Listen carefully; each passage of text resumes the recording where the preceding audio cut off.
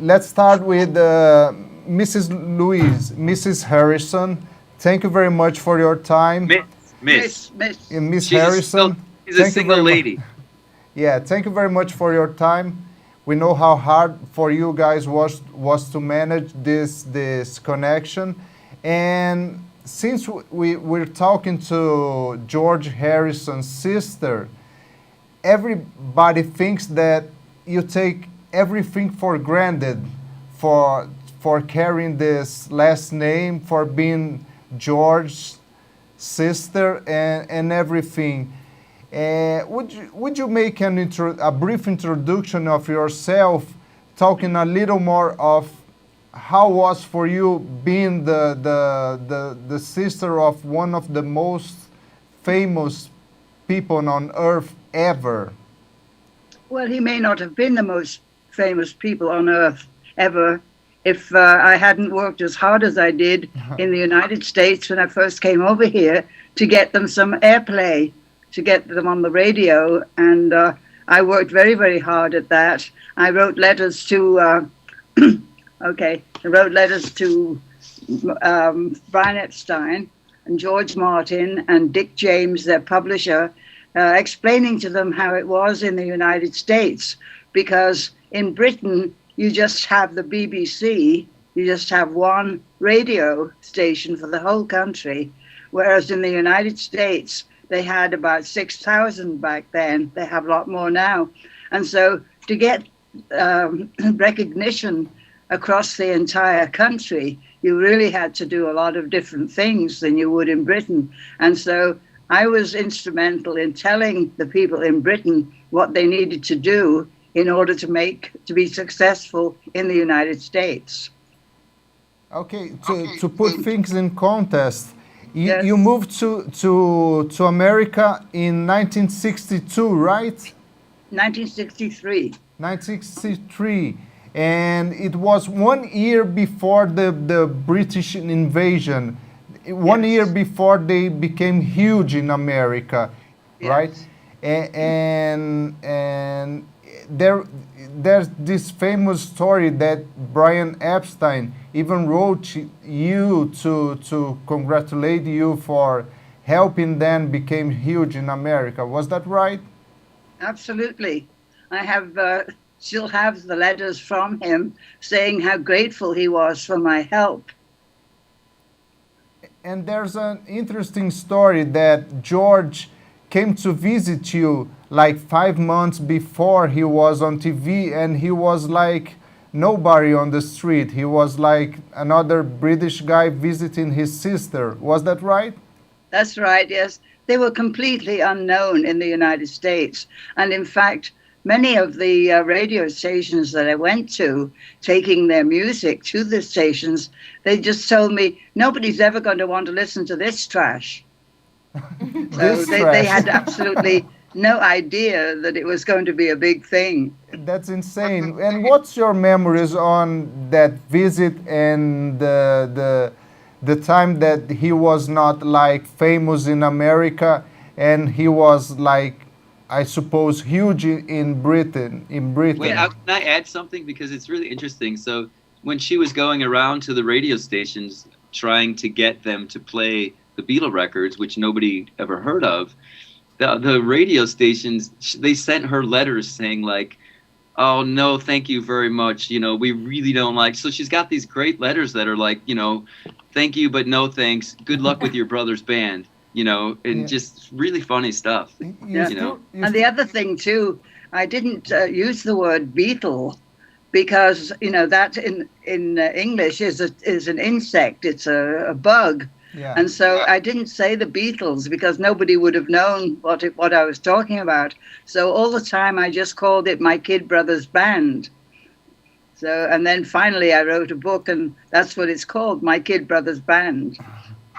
And what's your favorite memories from that time, from George on that time? Well, when they came to do the Ed Sullivan show, he was very, very sick. He had 104 temperature and a really bad strep throat. And so they were, you know, they were supposed to, the doctor wanted him to go to hospital, but Brian Epstein was, almost had a heart attack that he might have to put somebody in the hospital when they just finally gotten to do the Ed Sullivan Show. So, but they were taking him around, he got to do a press conference here and a photo shoot there, and they were rushing him around from one place to another. And I just became very disgusted at the way they were treating him. For the first time, I realized that to all of those people, he was just a product. He wasn't a person anymore. He was just a product that they had to keep going and make sure that he did what he was supposed to do. And at that point, I became very, very disillusioned. And I thought, I wish I'd never done all of that, and putting him into that position where he was not allowed to be sick properly, not allowed to rest and get himself better. But after a few days, when he did get to feeling better, I kind of, forgot about all of that, and I thought, oh, okay, I guess it's all right now, So he almost didn't actually do that show. Is the crazy part about that story, because even the day of the show, his fever was like what 102 still. Yeah. So yeah, and so Louise kind of got put in charge of being the nurse because she was the older sister that was there. So in some aspect, you could say she wasn't taking care of him. Maybe no Ed Sullivan Show. Okay. No, probably would, but I mean, it's pretty funny, and it's not really talked about too much. But he almost didn't do the show, Okay. which would have completely changed everything. I think, because they would have just sent for another British band. Brian Epstein also was sending me the records of some of his other bands. Like what was it, Jerry and the Pacemakers and Billy J. Kramer, and he was wanting me to promote those as well. And so if George had been so, if he hadn't struggled to try to stand up and do the show, they probably would have just said, okay, we'll just cancel this one and get one of his other bands to come. It's funny because there's photographs of them doing rehearsal, and George wasn't there. So it's the three Beatles with some guy in a suit that was just sort of standing in for the lighting and stuff. So it looks really funny, but that's why, because he was still in bed while they were doing like a dress rehearsal without him. So you can find those pictures on the internet. It's pretty neat. I see. We're talking as well with Marty, who's George at the Liverpool Legends. And how did you guys first meet?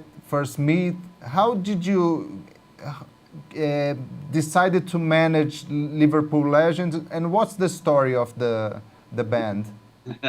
Which version shall we tell? No, I mean we met. We can both probably chime in on this, but we met. It was a couple months after George had passed away. 6 weeks. Maybe 6 weeks after he passed away, and I was performing. There was like a Beatle convention going on where I was performing. And Louise was there as sort of like the guest of honor, and because so I found out that she was going to be there, and of course I was freaking out, thinking that George's sister's here. I heard, and I hope I don't stink because I'm going to be singing tonight. And honestly, we just hit it off really well. I met her, and we ended up spending the whole weekend together. It was really strange for me because I'm singing all these George songs. This is George's sister. I almost had a heart attack when I found out she was going to be there, but we got along so well, and we've kind of been together ever since. That was 15 years ago, and we just became friends. That next week, he became my new brother. Yeah, it was weird. I adopted him, and I said, well, okay. I adopted her. We both adopted each other. And I mean, it's such a weird thing for me because literally like a week later, I'm sitting on a couch between her and Paul McCartney going, and I'm still freaking out that I was with her, going like, man, this is such a weird world. And then, that's how it started. And then we were really good friends for a couple of years and just decided that we wanted to put, I was in another small little Beatle group at the time. There's a lot of Beatle groups in the world, but we wanted to put together something really special that she could be proud of, and if George was still alive, he'd be proud of. So we, to really find 4 people who can do it right. And so that's what we did. We kind of set out to put a group together, and we started, that was about in 2005. Yeah. and we've come a long way since then. That was And I a long figured time ago. too, if I'm going to put my name on this, it has to be perfect, because I didn't want to do anything to, bring dishonor to my father and mother, because they were such wonderful people. And So we're perfect. No, yeah. nobody's perfect. Nobody's But the thing perfect, is we bring a lot of happiness to the world, and we're having a great time. And we've done so many things. Like this year's been so great. We played Carnegie Hall, and we played the big Rose Bowl arena here, and really big shows. And we were in Santiago. There's a lot of. We've done Mexico City, Santiago. We were even in Tel Aviv. I mean, luckily, there's a lot of Beatle fans in the world. And I know there's a ton in Brazil, which is why we started wanting to come there in the first place. For whatever weird reason, our Facebook fans, we have almost as much fans in Brazil than we do in all of the U.S. And I just figured maybe we should come to Brazil and figure out why that is. I understand what you said about almost having a heart attack when you knew that you were going to meet her, because it's so weird. I was talking to you guys, and I was looking to Miss Harrison, and she looks like she has the same eyes of George, and I was here like, what's happening here? I'm so close to one of my biggest fans. And Talita was talking before the interview. She was really nervous to talk to you guys, because she'll tell you that George has her eyes because she came first. Yeah. yeah. Right. Well, mine are green though, and his are brown, so they're quite different. But there's a very, very good family resemblance. We do look a lot alike. Yeah. So that feeling that you're feeling is exactly what I felt for about the first year. Now we're 15 years in, so now she's just like my sister in real life. Yeah, he doesn't care anything more about me. That's not true. Yeah, that's true. Louise told me you are going to interview George Harrison's sister and at 5 p.m. And I was like, okay, so I have 2 hours to think about what I'm going to ask my biggest idol sister. Yeah, I'm shivering, look. You guys are Beatle fans then? Yeah. You know what? We are. It's only me. It's not it's just me. Yeah. So you can forget all about getting nervous and everything now. Okay, let me ask you about the sad passing of George.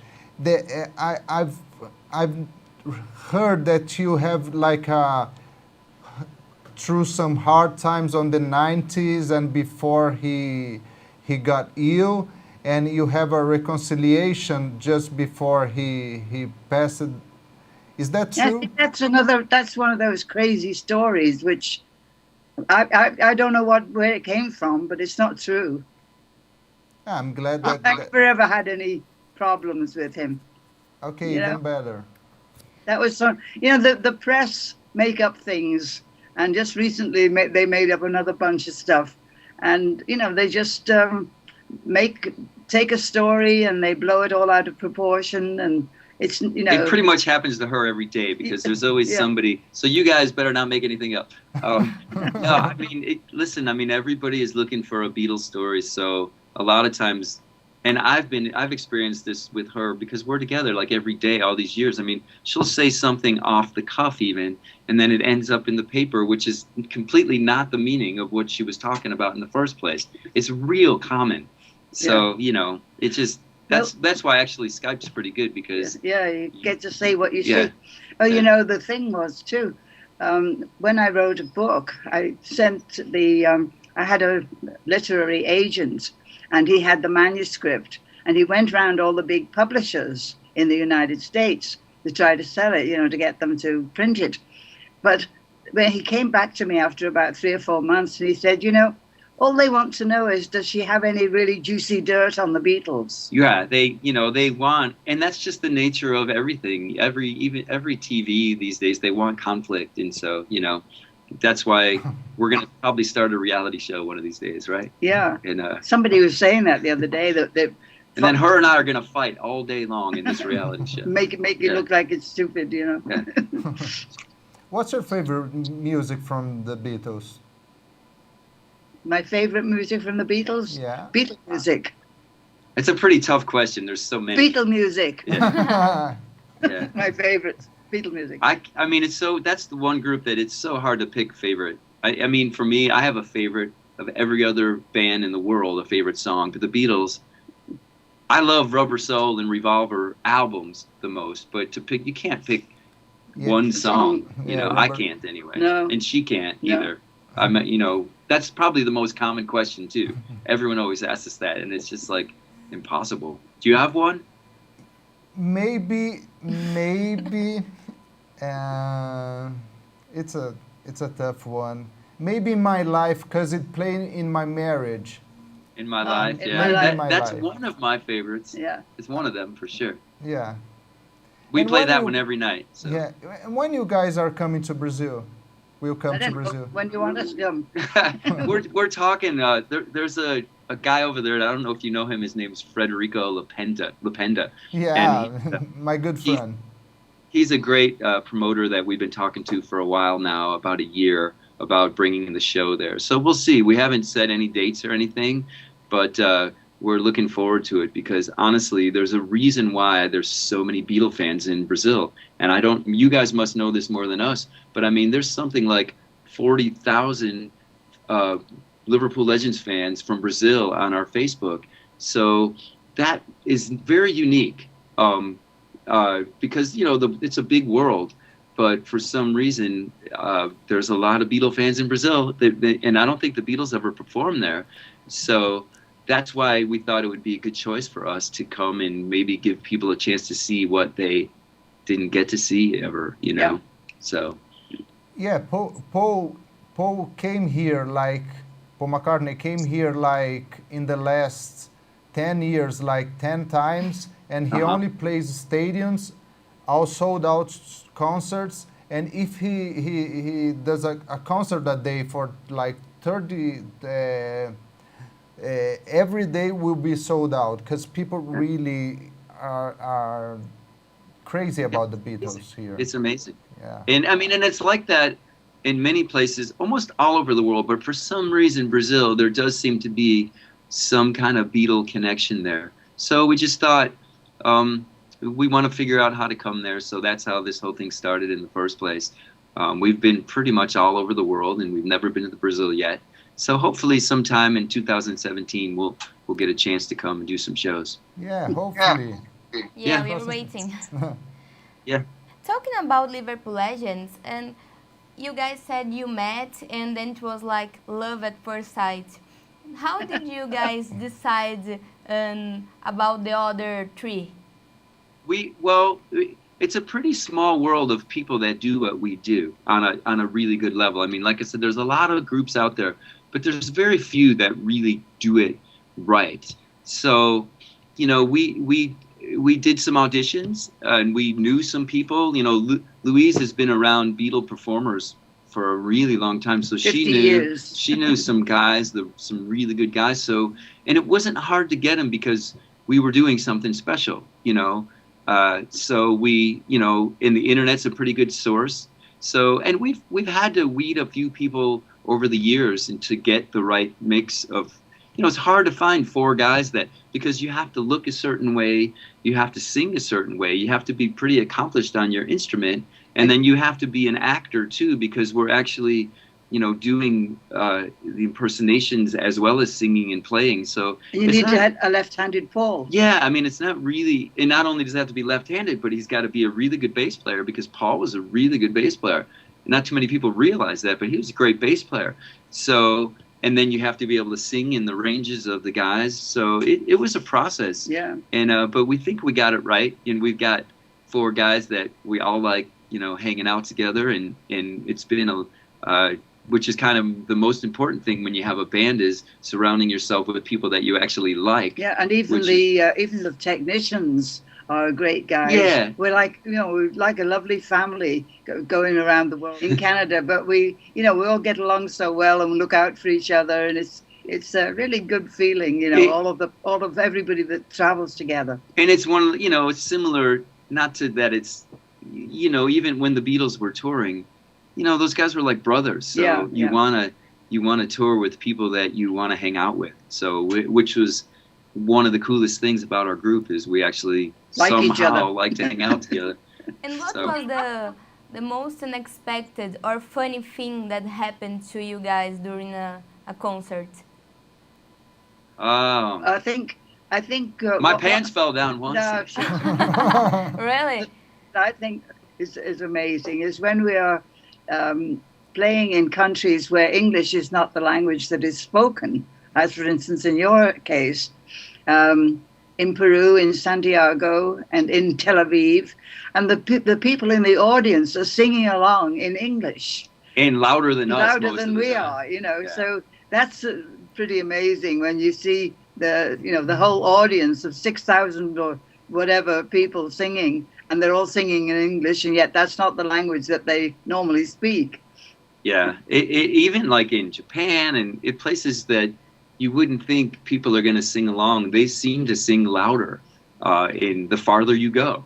So it's a really fun show for us to be a part of because, for one, the whole audience knows every single word. Yeah. So there's so much energy coming from the audience and so much happiness, and it's just really fun to be a part of it. I mean, every show, I could look and read the lips of the audience if I ever forget the words because everybody's singing. So it's, we've done so many different kinds of shows, and we've had a lot of fun with this group. So yeah, I don't know if we answered your question or not. But And in November, we reminded 15 years without George. And do you guys intend to make any special production or any new project? Like a tribute? well, we Something do like that every day. We do a little section of the show where I come out and sing some songs by myself. It's funny, like in most Beatles shows, the guy who's singing George, they might let him sing one song or two songs because just like the Beatles, you have to compete with John and Paul, who have all these great songs. But in our show, since Louise and I put it together, it's a very George-based. Like, I sing more George songs than anybody in the world, I think, if they're in a Beatles show. So we kind of do a tribute to George. I play the sitar in the show. I come out like on a little flying carpet thing. It's not really flying, it just looks like it. So yeah, we do. We're always tributing. That's why we're doing this every day, is to tribute George. I mean, and the rest of the guys too. But like I said, in most groups, the George guy might sing one or two songs. I sing like way too many, probably. Does Louise have any gear from George, like a Hickenbacker or something like that? Like, say it again. A guitar, a Rickenbacker, something. No, like I wish. I would have already stolen them from her. Yeah. But we have all that stuff, but ours are, reproductions. and stuff. We ought to pick up that picture and show It's it too to them. Too late? Too big? You have a picture there? Yeah, we have a really... I'll try. Somebody just painted this Okay. and gave it to us, I think, when we were in Chicago. But you see that? Can you see that? It's kind of cool, huh? A painting. Whoa, Amazing. that's awesome. That's I should awesome. probably walk you around our whole office. It's all kind of Beatle-y, Like, see Yeah. that? Anyway, yeah. And it's yellow like a yellow submarine. And Louise, can you tell us anything about George that you are the only one who knows? Like- Any curiosity? from George that the story of the Beatles has been so told in books, in movies. You have any curiosity from George, from being only a sister knows, only a sister would know? Well, she kind of told you, like, what, going back to that story about the Ed Sullivan Show, that's why they called him the Quiet Beatle, because he had a strep throat. Yeah. So, and that kind of stuck all those years, and it was really, you said it just because he was sick, and he wasn't talking during any of the interviews because he was sick. But he's not a bit quiet, really. He's about as quiet as she is.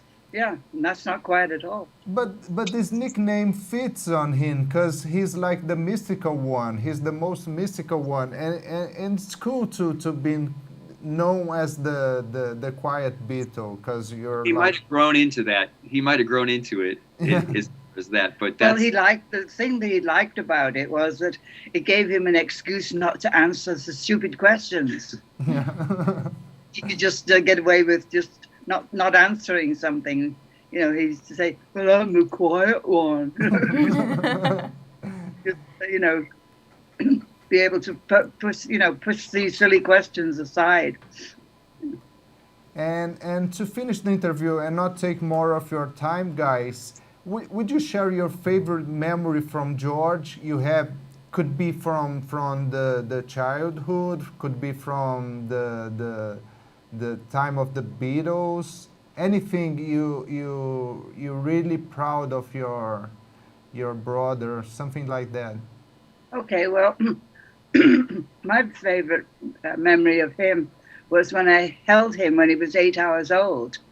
I was 11 years old, and he had been due to be born on the 3rd, round about the 3rd of February, but he waited until the 25th before he made his appearance.